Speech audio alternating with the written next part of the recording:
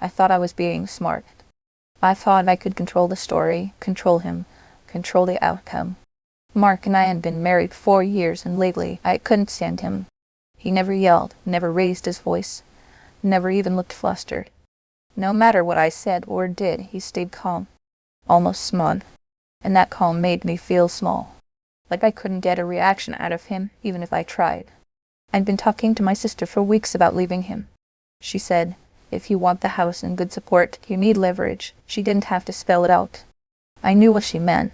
The problem was, Mark wasn't the type to give me that leverage. No temper, no cheating.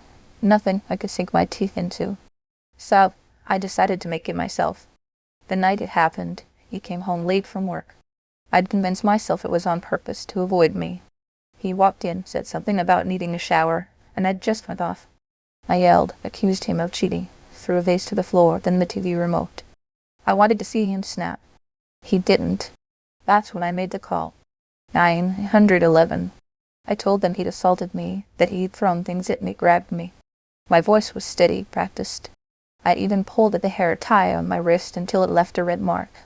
By the time the cops came, I had my performance ready. Shaky voice, fake tears, pointing at the damage. They didn't ask many questions.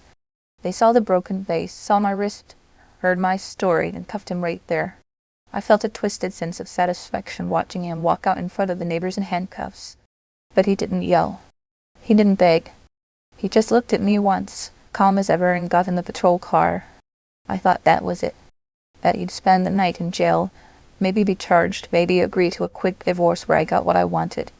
What I didn't count on was his father, Deputy Commissioner Thomas Hayes. Within hours, he was on it. I didn't know at the time, but while I was sleeping off my adrenaline, he was pulling strings. And evidence. The first crack in my plan came 3 days later. I got a call from a lawyer. His lawyer, requesting a meeting. When I walked into that room, Mark was there, his father beside him, and a detective I'd never seen before. They didn't waste time. The detective set a laptop on the table and hit play. It was footage from our living room camera. There I was, knocking the vase over, throwing the remote, pacing, yelling. Mark, sitting on the couch the entire time, hands in his lap. Then me, making the 911 call while smirking at him. My stomach dropped. I had completely forgotten about the security cameras we'd installed after a package theft. The audio made it worse. You could hear me making the call, describing things that clearly weren't happening in the video. Then they showed me another clip from the kitchen camera. I was on my phone, practicing my crying face in the selfie camera before making the call. It didn't stop there.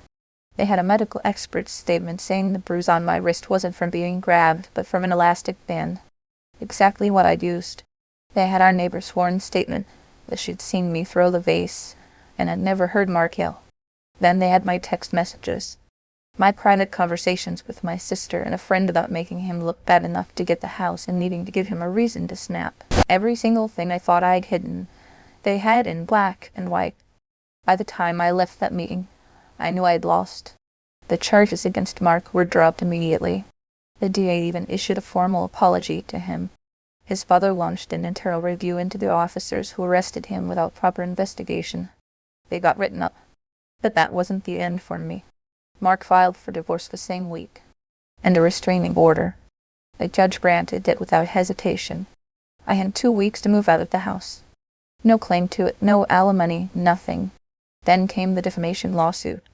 His lawyer argued, and proved, that I had intentionally lied to cause harm to his reputation and career. I lost. Badly. The court ordered me to pay him $85,000 in damages. I didn't have the money, so I had to set up a humiliating payment plan that will take me years to finish. The worst part, the way people look at me now. Friends I'd known for years won't answer my calls. My own sister told me she can't defend me after the evidence came out. Every potential job I applied to seems to already know something about what I did.